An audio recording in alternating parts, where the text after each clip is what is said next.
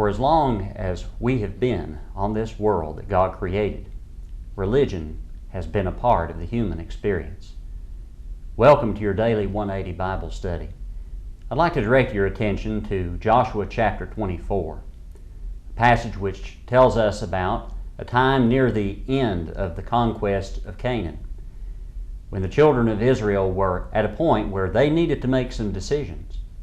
And their great leader Joshua, the one who had taken over after the departure of Moses, gives them some sound advice. He says to them in Joshua 24 verse 14, "Now therefore fear the Lord, fear Jehovah, Yahweh, the God of Israel. Serve Him in sincerity and in truth, and put away the gods which your fathers served on the other side of the river and in Egypt. Serve the Lord. Serve the true God. And if it seems evil to you to serve the Lord, choose for yourselves this day whom you will serve, whether the gods which your fathers served that were on the other side of the river, or the gods of the Amorites in whose land you dwell. But as for me and my house, we will serve the Lord." You see, to Joshua it didn't make any difference what choice they made. He wanted them to serve the Lord, but as far as he was concerned and his household, that decision had already been made. But for some of these people, there was a very important change that needed to take place, a change in the heart. And you know, it doesn't matter how far you go back in human history, religion has always been a part of what it means to be human.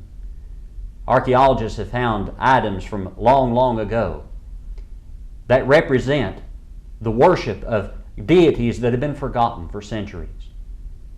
There are writings that have come to light in recent years that are even older than any part of our Old Testament, that tell stories about the interactions between mortal men and the gods that they invented to serve. And in those old pagan cultures and religions, every aspect of their worship and every god that they bowed down to had some kind of connection to the material world around them. Everything in their pantheon revolved around the sun, the moon, or the stars.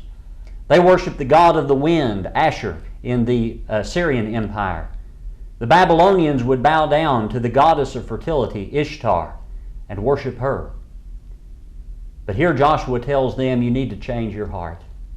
You need to serve the one true God.